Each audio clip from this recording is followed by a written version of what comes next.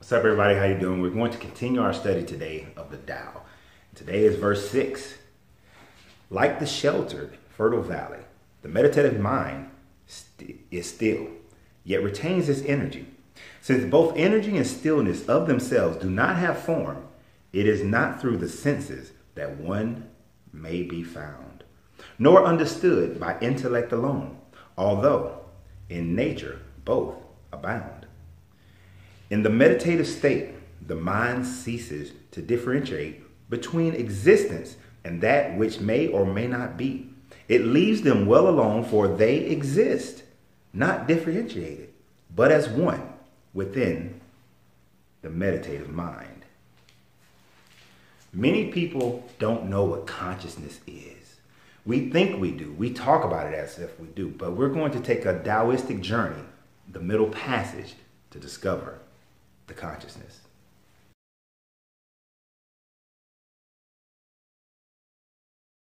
So what's up, everybody? How you doing? This is your Coach Renz, and I want to thank everybody for being here. Thank you for subscribing to my channel. If you're finding me for the first time, we are the 360 degrees of the person. We talk about every aspect of life, the life that you are. And this video especially is going to get into the understanding of the totality of your life, of who you are. And not only that, but just to give you the end now at the beginning, but the acceptance of who you are and living your life as a force of nature, just as you are. Without the confines of society, without the confines of religion, without the confines of the thoughts and emotions of other people, just living your best life, period. So we take this today from the Tao.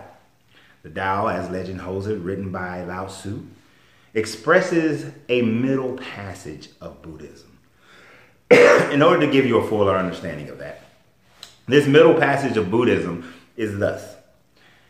The Buddha realized that through suffering alone, through being in a state of suffering, by living in your past, by living in a state of poverty, by living in a state of unhappiness, sadness, that you cannot find the way. You cannot find your Buddha head.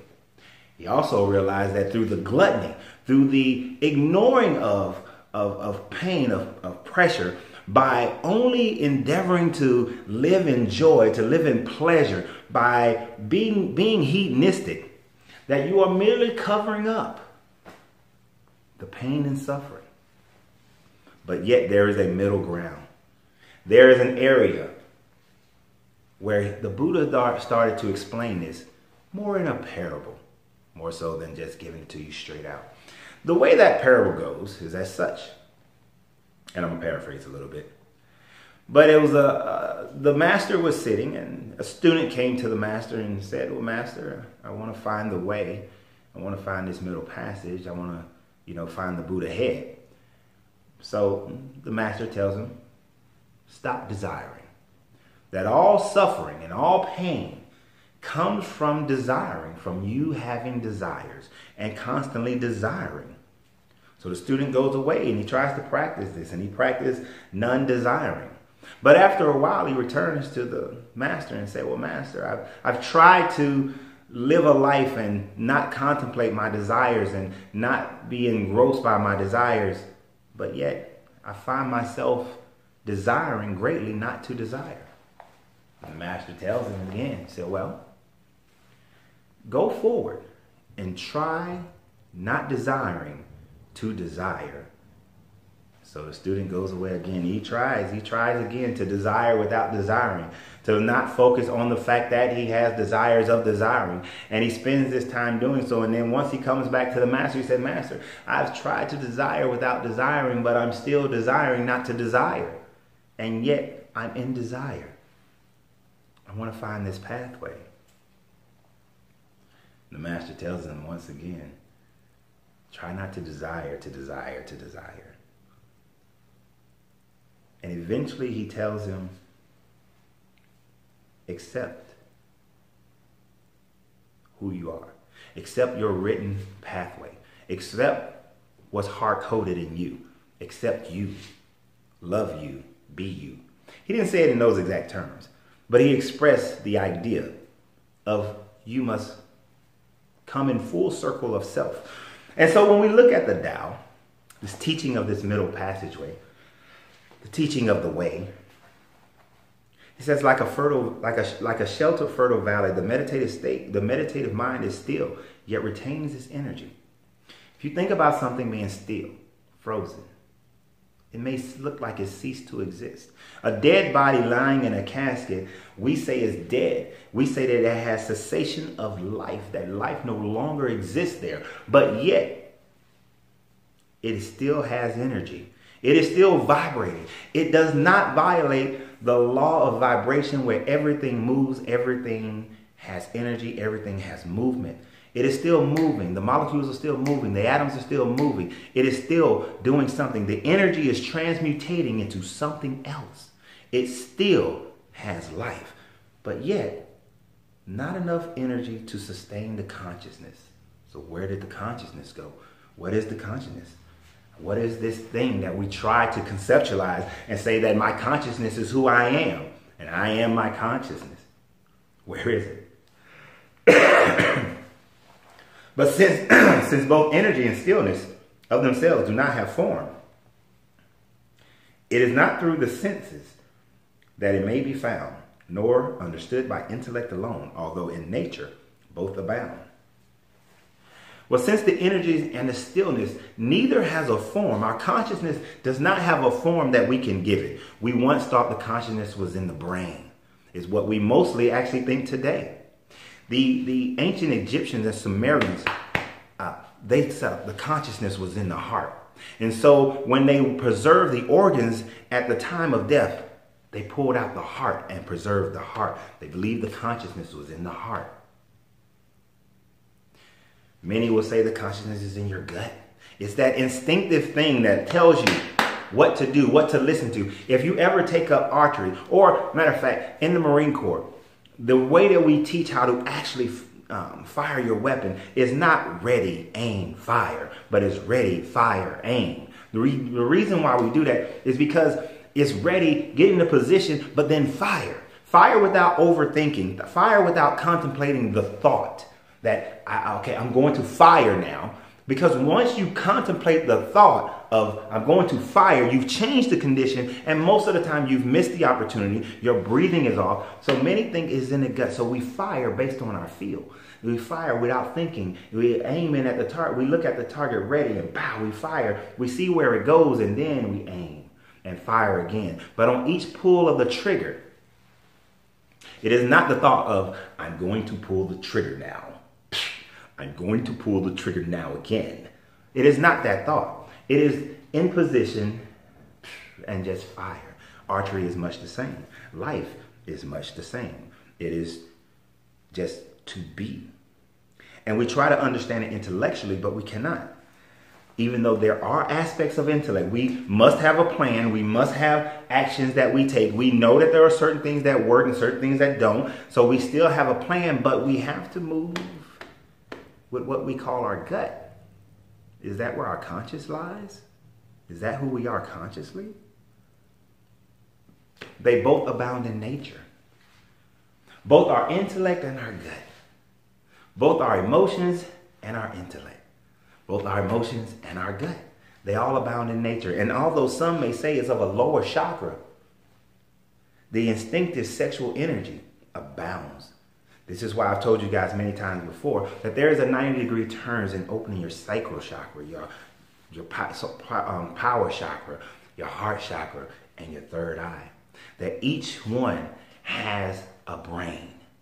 And each one has neural pathways that let you know on different levels of understanding your movements, what to do, who you are, what your heart wiring is.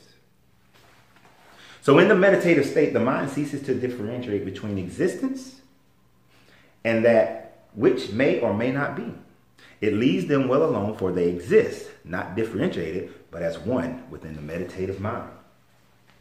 The beauty of that statement we see in our dreams. Last night, I had a dream that I had never played the bass guitar, but upon picking it up, I was an excellent bass guitar player. There was absolutely nothing in my history that tells me I can play the bass guitar. I played the trombone. I played that. I played drums for a hot second. But nothing in my history told me I can play the bass guitar. So, in the dream though, the meditative state of my mind could not differentiate between the reality of this physical existence that I don't know how to play the bass guitar, but in the dream I knew how to play that bass guitar. Boom, boom, boom.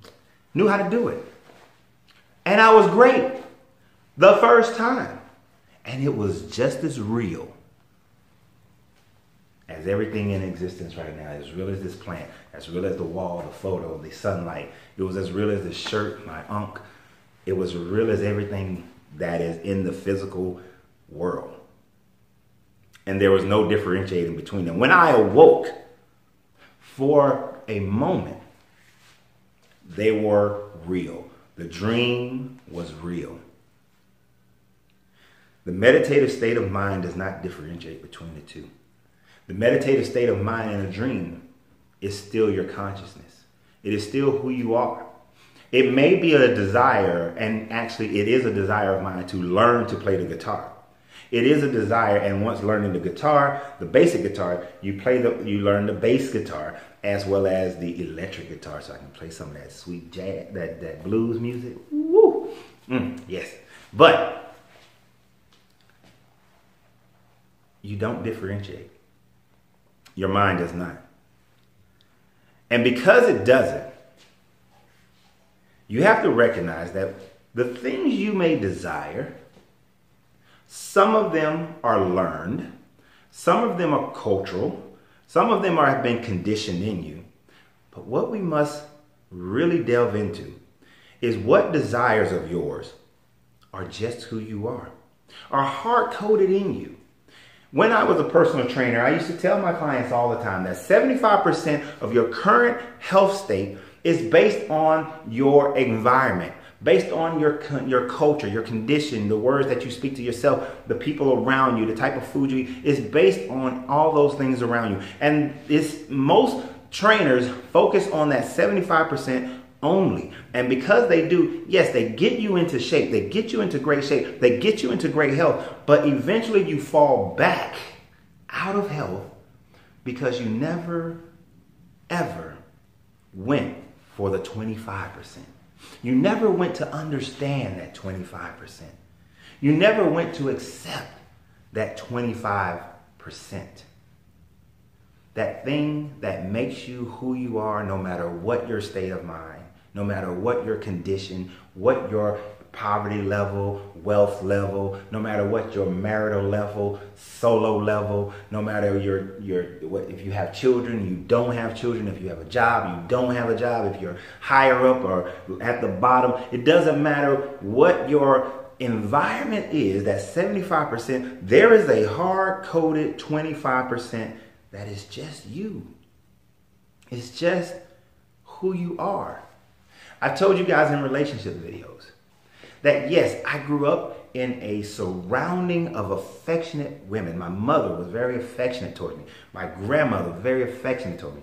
I mean, I remember as a kid sitting on my grandmother's lap and she's taking a nap in the chair and I'm curled up taking a nap with my grandmother. You know, I remember, every time I would see my mom, my grandmother, my aunts, that we would hug and I would kiss them on the cheek and they would kiss me back on the cheek. There was never a loss of affection. I understand I grew up in an environment that had a tremendous amount of affection. My cousins, my uncles, my brother, my sisters, we all grew up together. There was always affection. Even in our punishment, and many of you know this part, even in our punishment, it was you got to hug each other until you forgive one another. And you're sitting there and you're crying and you're snotting and you hugging and you're like, oh sorry, and you doing it.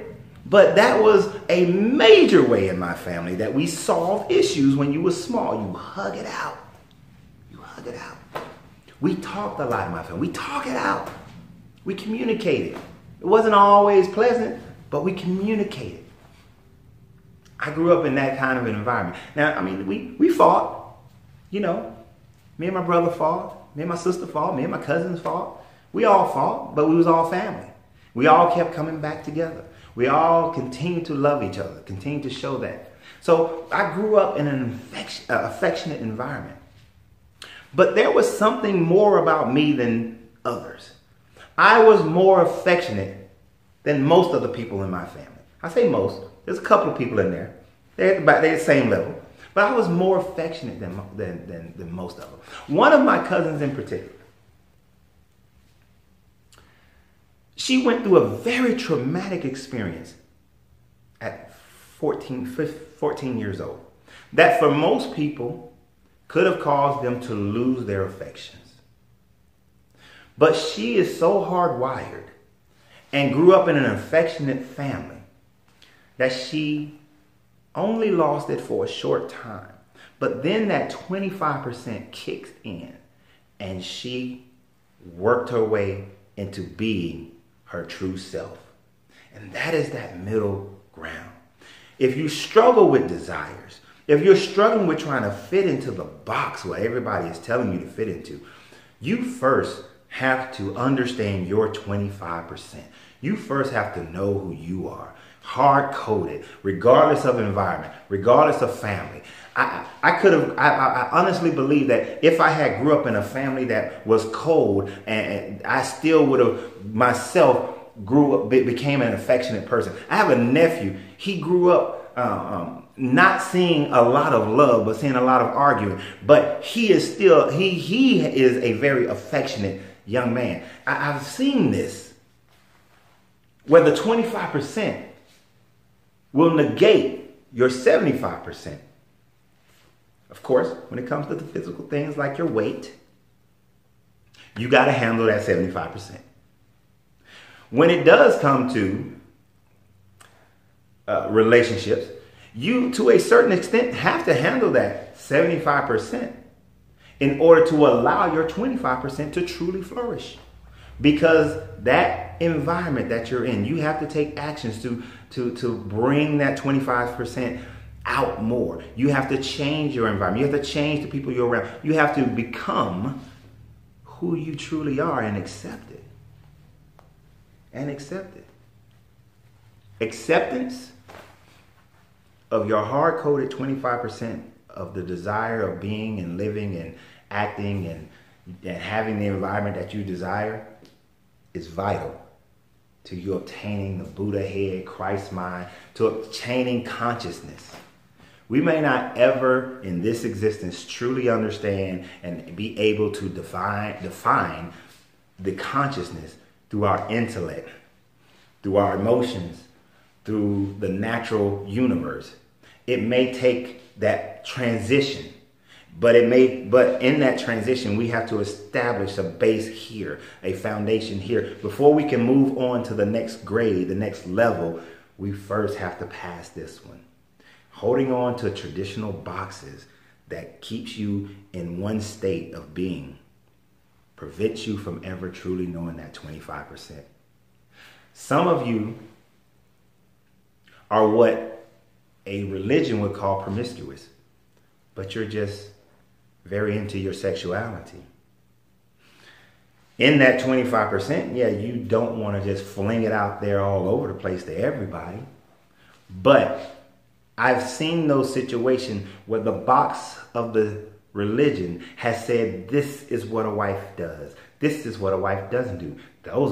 This is what women on the street do. And I've seen that attitude change a person's 25% and wreck their marriage, wreak havoc on their marriage, because they're conforming to something that is not who they are.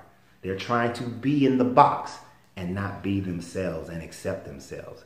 Many of us, if we become wealthy, some will get angry and mad and say, you're materialistic. You don't need this big house. You don't need to have this boat. You don't need to have this airplane. You don't need to have all these clothes. You don't need to do this. You could have bought this many people houses and that many people houses. You could have built the community this way and built the community that way. You're so materialistic. You're ego-filled. You're trying to be like them people, and you're forgetting where you came from. But for some people, they are hardwired that they just simply enjoy those things around them. There are some who say that I am never happy if I'm in an environment of poverty. I could never be happy if I'm in an environment of middle class. I am never happy if I'm in an environment of moderate wealth. That to strive to be a billionaire, to strive to travel the world affluently, is just hard-coded into them. And I know many of you are going to have a problem with that one. I already know it. I already see it in the comments. You're going to have some problems with that one. Because you're going to, go into the tangent of, you don't need to spend, if you're wasting money spending $25,000 a night to stay in a hotel suite, you got butlers and you got all that, but that's a waste of money. I already know that you're going to say that. That anybody who loves money, I'm not saying that they love money. It is what the money provides. Some people build up enormous amounts of wealth so that they can do enormous amounts of charity. You wouldn't have a problem with the charity that they do. But as soon as they buy the big house on the hill, the first thing you'll say, well, if they hadn't bought the big house on the hill, they could have done even more in their charity. Well, maybe they're not hardwired that way. Maybe that's not their 25%. And quite frankly, for those who have reached those pinnacles and have the big house on the hill, they're doing far more in charity than you are. So before you get mad at them, before you say what they should do with their money, with the things that they've acquired, that they've earned, what they're doing is providing far more than what you're doing. So as a friend of mine would say, don't throw stones and hide your hands. Don't throw stones and hide your hands. If you throw the stone, show that you throw the stone so that we can then evaluate, well, what have you done? As Janet Jackson said, what have you done for me lately? What have you done? How do you stack up? If Bill Gates is giving away 98% of his income to charities, are you giving away 98% of your income to charity? Well, of course not. Your 2% is not his 2%. And I know what I expect you to. We should never compare. Stop comparing. The moment you stop comparing, you do shed one level of your desire that is unnecessary, that is unneeded, that will keep you from raising your consciousness. Stop comparing what other people are doing to what you think they should do. Don't compare what other people are doing to what you are doing. You have to live your best life. You have to live your life according to your scale, your desire, what you desire to have in your life. What makes you happy? You see, like, I know that for me, money is great. Relationship is greater. Now, the thing about it, I got to have both. I want my finances. So this end. I want my finances, but I want my relationship. I want my work, but I shouldn't say want. I desire my work, but I desire my leisure. Matter of fact, let me do that different. I desire my work, and I will work hard, but I desire my leisure. As the richest man in Babylon said, Arcad, he knew not to put too much on his plate because he desired he loved his leisure so very much. Now, so although he became the richest man in Babylon, he became that because he loved his leisure and what he wanted to do within his leisure. I want you to think about that for a minute. Think about that for a minute. For those of you who want to travel the world, for those of you who want to not ever have to worry about money, for those of you who want to leave legacy for your children, how much work are you willing to do to get that desire? But then if that work is not enough, how smart must that work be in order to truly fulfill that desire? You see, I saw a meme that said that if hard work was the sign of becoming wealthy, that then women of Africa would be billionaires. And it had women and I'll try to find it carrying all these huge amounts of statues of wood. I mean, it's amazing how much they're carrying on their backs, trekking up this hill. That if hard work was the alone thing that would get you to that point, then there are people in impoverished nations who should be billionaires. So hard work alone will not suffice. It is the hard work coupled with intelligent strategies that gets you there. I love my leisure. I have put so much on my plate so many times that I have no leisure. So I had to take a step back and start recognizing what must be removed from my plate in order to have my leisure. But because my leisure is desired at such a high level that requires a tremendous amount of funding, then my work must become smarter. My work must become more intelligent. My strategies must be in a position to create that which I truly desire. This is why Coach Renz exists as far as a business. Because in my leisure, teaching and making videos and standing on stages and in classrooms, teaching leadership, teaching customer service, teaching sales, teaching economics, teaching you finances. If you're struggling with your finances, go to my financial alchemy program, and sign up for financial alchemy. Teaching those, sitting and doing a video conference with one of my clients the other day, going through their budget, going through how they're going to set up their finances, what opportunities are here now and in the coming future in order to double, triple his income. Those are the things that I get leisure, but it's also my work. Talking to him about strategies to double, triple his income and getting his credit into the 600s and 700s, those types of leisure will get me, that type of work will get me to my leisure. I see it in my meditative state. I see it in my dream. Not just the one I had about playing the guitar, but I see it. There is no separation between the two. They are not differentiated between the two. They are both reality. They are both my reality. So in visions and dreams that I've seen myself standing on a stage and 10,000 people in the audience, both exist.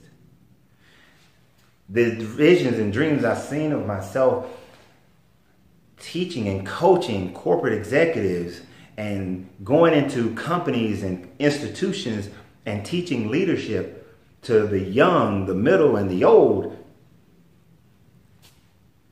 are both real. Are both real. The work must be done in order to create what is needed, what must be desired in my life, so that my 25% can be real. Some will not like my 25%. That's okay. And that is the final state that you have to get into. The final state is there are those who will never, ever approve of your 25%. There are those who will never, ever approve of your pathway to your desires. There are those who will never, ever approve of your desires. You have to become okay with that. And know that to stay in this comfortable hell of trying to please and gain the approval of other people is not a cozy place for you to stay in. You will stay there because it is a comfortable hell. Because the alternative is an unfamiliar heaven. It's an unfamiliar higher state of consciousness. It is an unfamiliar state of being. You don't know what's over there. You have visions, you have dreams, but you truly don't know what's over there. So get comfortable with the unknown state of heaven. Become uncomfortable with your comfortable state of hell. Move into your desires truly as you are, being exactly who you are, unapologetically. And those who can handle it will handle it. As the saying says, your vibe will attract your tribe. So as we continue to explore the Tao, it will be a great journey of being in that middle passage, of living your life on your terms, of knowing exactly who you are based on your terms, and loving it, living it, desiring it, and achieving it. And of course, I'm here to help you. I'm here to help you on these videos for whatever you can take from it and apply to your life, because without action, it won't matter. But I'm also here to help you as a personal coach, as your personal coach or a group coach. However, we can do it in multiple ways. Those who have worked with me have seen that success. They have seen it time and time again. I look forward to you having that kind of success as well. So you can find me at coachrenz.com. That's Coach, RENZ.com. And you can join in any of my programs to help you elevate yourself, open your chakras, and get your life moving in the direction that brings you the success and the desire and the leisure that you truly deserve to have in your life. So watch these other videos and continue to subscribe to the channel and continue to support us on Patreon. I appreciate you guys. And remember, you always have to free yourself to be yourself, because your greatness is non-negotiable.